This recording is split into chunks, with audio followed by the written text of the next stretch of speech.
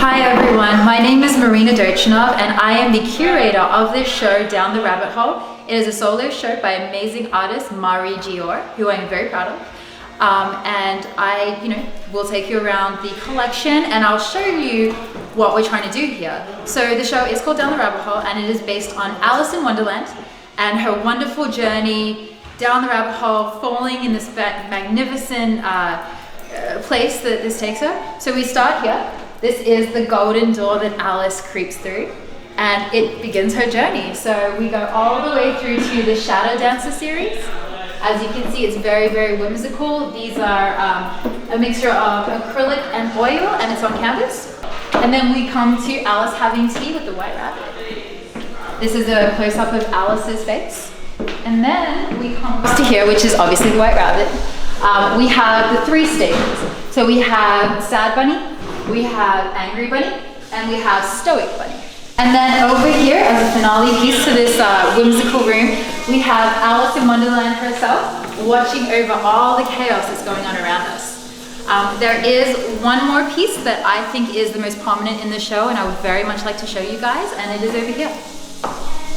So this is one of the most special pieces in the show to both Mari and myself. And what this is here, it is a 200-year-old book. And it was being thrown out in a vintage bookstore in Brooklyn and had fallen apart. And Mari was like, no, this is not happening. So she saved the book and she ripped out the spine and she placed it in the center of this piece. And then she took her journal drawings and her journal entries from when she was younger and she placed them around the frame. So you can actually get a glimpse into what she was thinking, what she was feeling, everything that was going on in her mind when she created this. And then we specifically left this piece blank to represent the future. Because no one knows what the future will hold. You can't tell. And this is her way of saying, this is my past, this is my present, let's go to the future. So it's a very powerful piece. Okay, so to take a more intricate look at this, I gave you a brief overview. But here you have her musings about the show, about Alice, about the White Rabbit. And over here is a very, very personal journey and a journal entry that she wrote. It talks about that the canvas is her friend. A canvas is a way for her to express herself and her emotions in a healthy way. And Mari is a dancer. She studied at Juilliard. She toured the country as a professional ballet dancer, and this is a way to integrate ballet, which is a form of art in itself, to canvas, to a visual means what people can see. So this is a wonderful piece. There you go. Yes, this 4/4 action. Our first forward, 4/4. Were they inside of the cinema then? Oh. The paintings, though, if you want, is painted all over the walls. Hi, how are you? Good, how are you? Thanks for coming. So we climbed the mountainous stairs to come to this piece, which is again one of my favorites in the show. This is called Crocodile Tears.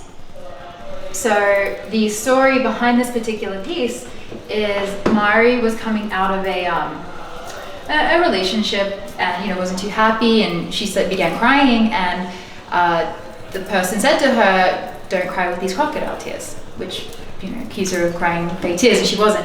So she took that pain that she felt and she created something beautiful, which is where this comes from. So as you can see, this is a beautiful girl. She has bright blue eyes. She's stunning. What does she have to cry about? Why is she crying? Yeah. I think it's a very, very powerful piece. A lot of Mari's work deals with, the feminist movement. It's very geared towards making women feel empowered, and that is what I see from this piece. It's like you don't need someone to validate you. It just speaks to me. Okay, so the way that this is done, as you can see, it is on book pages, and these are old books, again, like what I showed you downstairs, and a lot of this is Dutch. So she ripped them out and she pasted them on as a backdrop, and then she draws on top of them to add another layer of depth. And this is the final in the series. This is called Blue Jay, and this is a symbol of hope. So this is why we decided to conclude with this, because you have this journey into Mari's mind, and all of a sudden you just end with a symbol of peace. So this is an amazing exhibition. We took over an entire building for this, so we had a lot of space. And Mari's work is so varied. She has a lot of abstract, figurative, and the way that I curated it was each floor shows a different level to her work, and you work your way up to the top.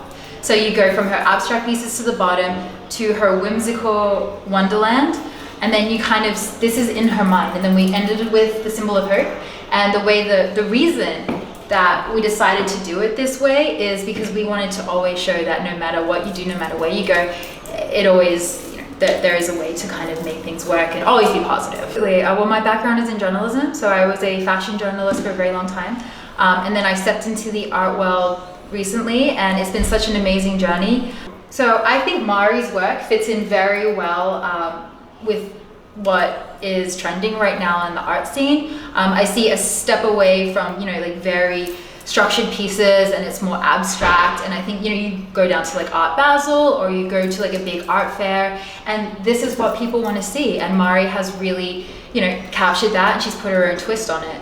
And that's what I like to do as well. I take all of my artists and I love to like see their uniqueness and then push it out to the world.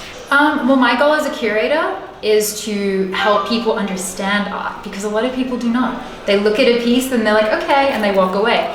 But what they fail to understand is art is meant to make you feel an emotion.